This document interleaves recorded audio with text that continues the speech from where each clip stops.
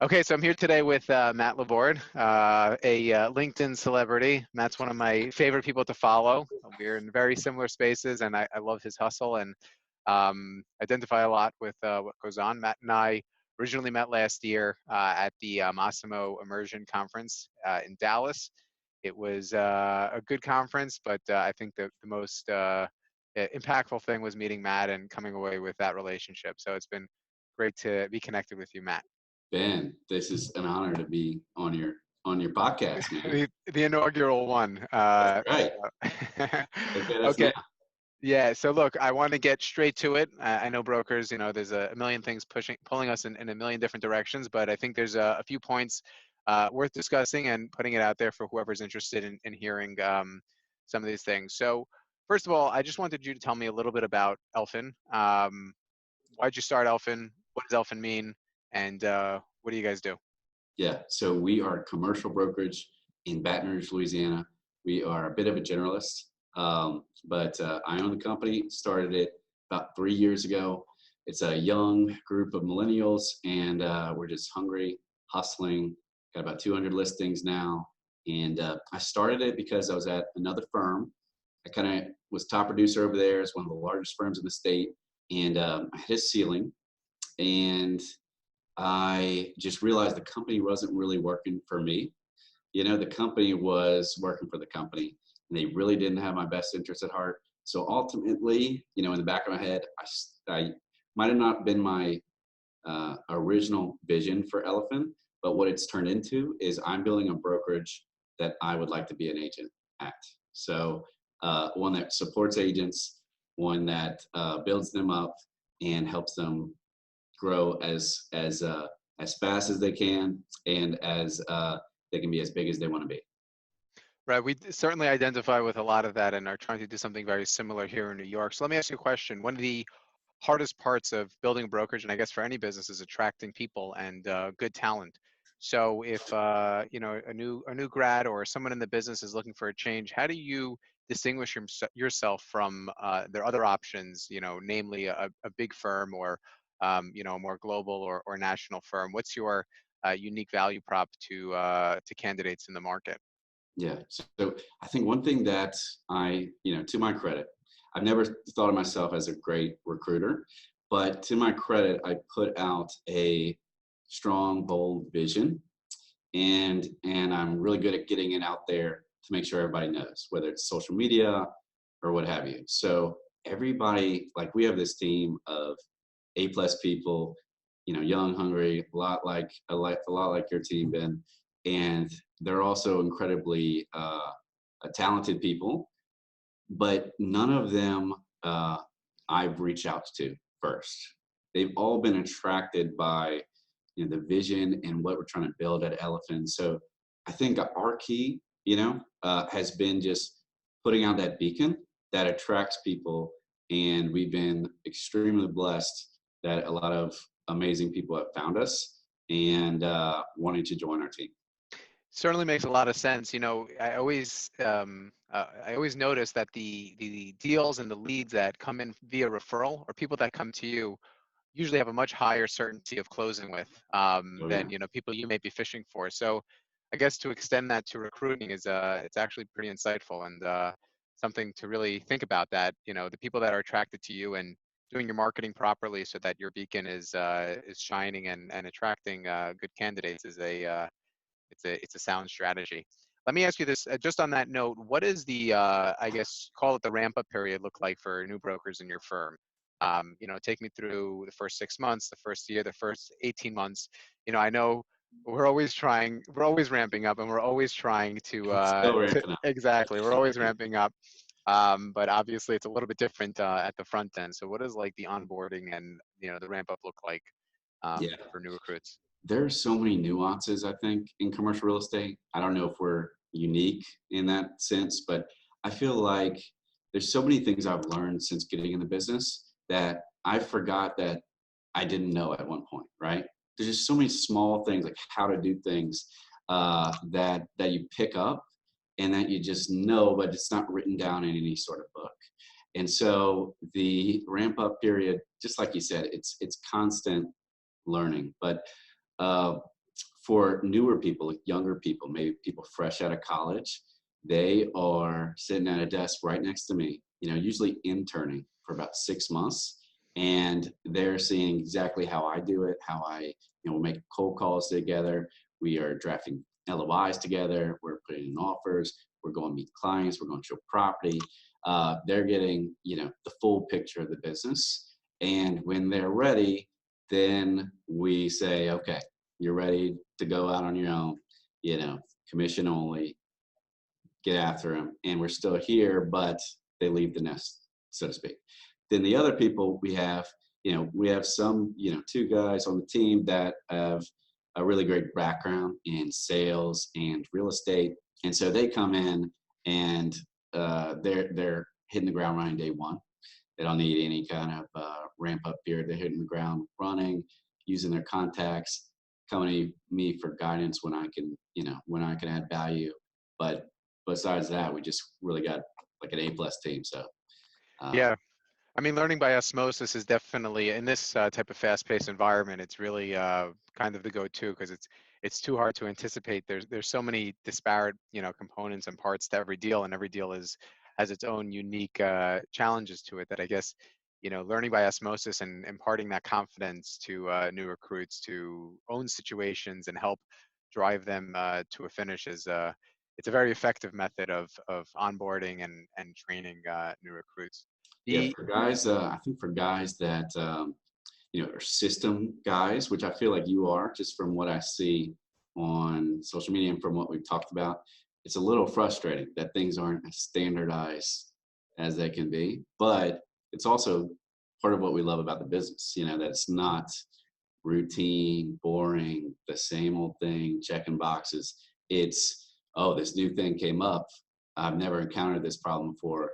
How can I use, my creativity and my problem solving skills to get the deal over the hump? So Right. Well, I say the most valuable part of the broker and the brokerage process in general, I mean, the most lucrative piece of it is the creative and ingenious part of it. Everything else can and should be systematized. And I guess what happens in the space a lot is people confuse that. And there are systematic parts to the process. There are prescribed parts. Every deal essentially is going through the same process. The characters and the parties are always going to be different than, the issues that come up. But creating catch-all systems to at least put the proper framework in place, I think enables people to spend more time doing that creative labor and driving margins just because they're not stuck doing things that don't have the right type of returns for their time on it.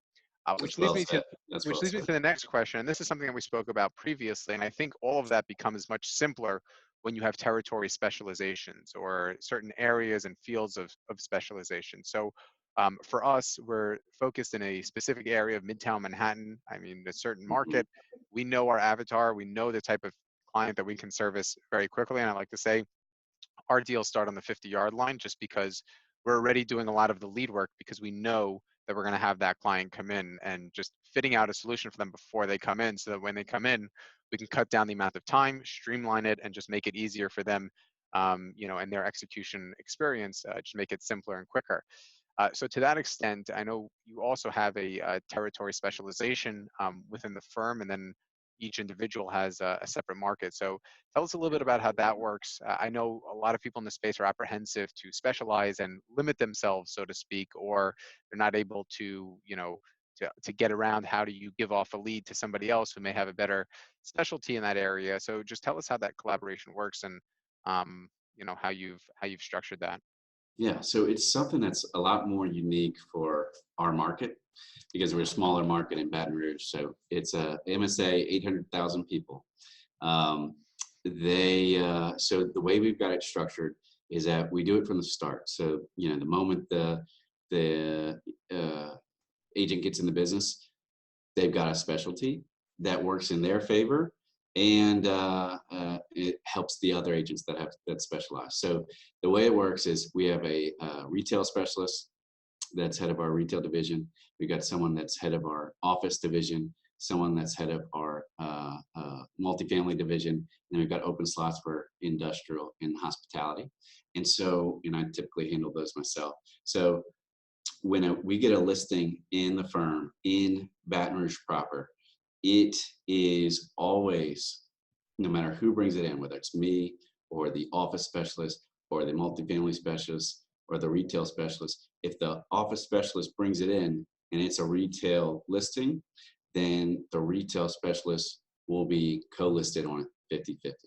So for just originating the business, the office specialist would get 50%, but because it fits within the territory and the specialization of the retail specialist, they would get 50% of the deal and they would do the majority of the work. So the person who originated the business would get would be as involved or as not as involved as they want. So sometimes because of the relationship, they want to they want to be the go-between, be the person that communicates with the client, and sometimes they just want to handle it off, let the specialists do their thing. And where it really adds value is when you've got one person doing one thing all day, every day, they Right. become For really good sure. at it really quickly. For sure. And I also say, it also increases our business's return on time. And, if you take a step beyond that, it's really about certainty of execution. And can you get this deal done? And I think that there's, just an infinite increase in that when you give it to a specialist who knows exactly what the landlords are, what their appetites Yeah, are, how to affect something, what to anticipate, the types of issues that may come up. And, most importantly, setting expectations on all sides, and someone who's in the trenches day after day is really well suited to do that. And we've seen returns on territory specialization, and we've even taken it further for role and function specialization. So we have a team.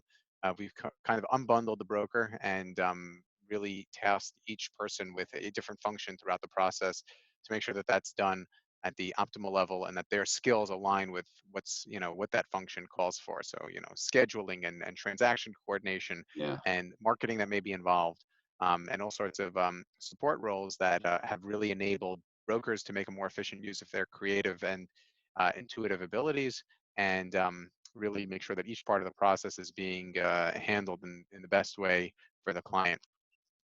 The last question I just wanted to ask you, and I know for all of us, it's a cocktail of everything. Deals come from everywhere, and you never know exactly where they're coming from. And that's the age-old question in marketing is what's the return on these activities. So I know you do a little bit of everything, but one thing that I think is really interesting, and I'm ashamed to admit it, but in New York, you don't really think about anything outside New York. One thing that I think you've done really well, and maybe you can just speak a little bit about it, is networking with brokers outside of your market, and being that face to Baton Rouge. So tell us a little bit about how you do that, and what are some of the activities that are involved in that, and how you affect that. yeah. So primarily that's done through social media. Um, had a big presence on social media. It's it's been LinkedIn, especially with the brokerage community, has had this. It would. I think you see it too, Ben, because you're right there in the middle of it as well. There's this community forming of professionals in the commercial real estate industry. Sure, it's like this in other industries, but I almost feel like a camaraderie between you and these other people that I regularly see on social media putting out content.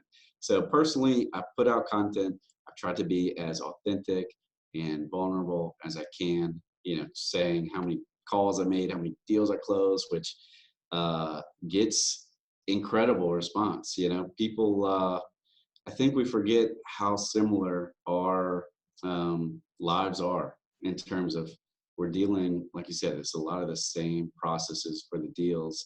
And we've got people in other markets who are experiencing the same things.